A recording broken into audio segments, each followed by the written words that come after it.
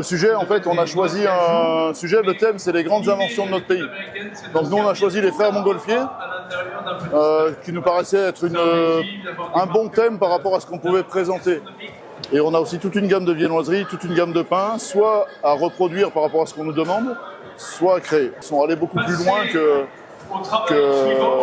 leur zone de confort. Que leur zone de confort, exactement. Mais ils ont aussi innové. On a fait, par exemple, un pain en forme de gâteau. C'est un tremplin extraordinaire, la Coupe du Monde. Ils sont très au courant des opportunités que la Coupe du Monde peut leur apporter, en termes de formateur international, en termes d'image, et aussi en termes de reconnaissance au niveau de leur pays, la France.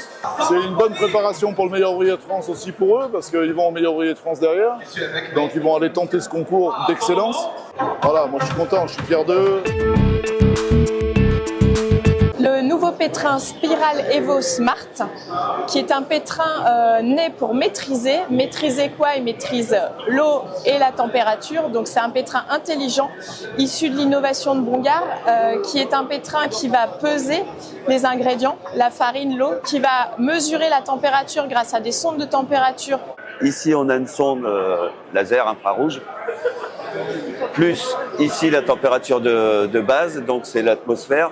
Et après, lui, il va décider automatiquement de couler la température d'eau. Ça permet de sécuriser les recettes.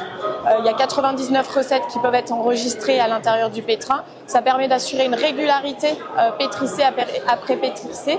Et ça permet aussi d'améliorer le confort de travail du boulanger, puisque ce pétrin est doté d'options comme un racleur de cuve, comme une buse de vidange de cuve qui permet un nettoyage facilité.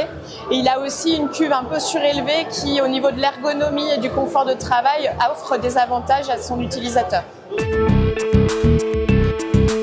Bonjour Cindy, quelle est la spécificité de votre sel bio? La particularité de ce sel est qu'il est sans additifs et qu'il convient au cahier des charges du bio. On s'en rend pas souvent compte, mais quand on met pas de sel dans le pain, la conservation réduit énormément car le sel retient l'eau dans les mie et sans le sel, le pain sécherait beaucoup plus rapidement. Dans la gamme de chez Fournicel, j'utilise le sel de mer bio.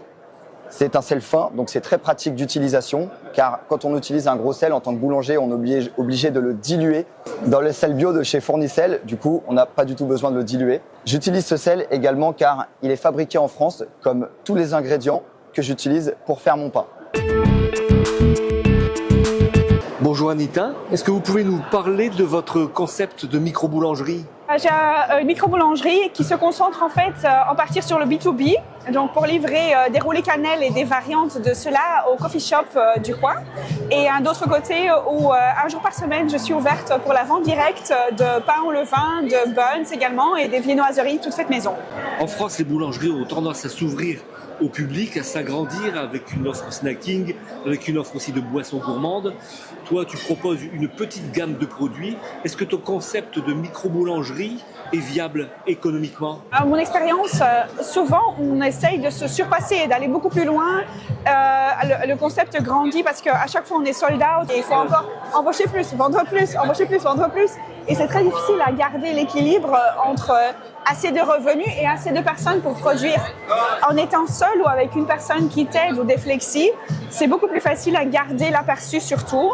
Et en fait, il faut juste surpasser le fait que sold out, c'est sold out. On déçoit des gens. Il ne faut pas essayer de faire plus juste parce que la demande est là. Je trouve que là, on va vite en fait perdre le contrôle.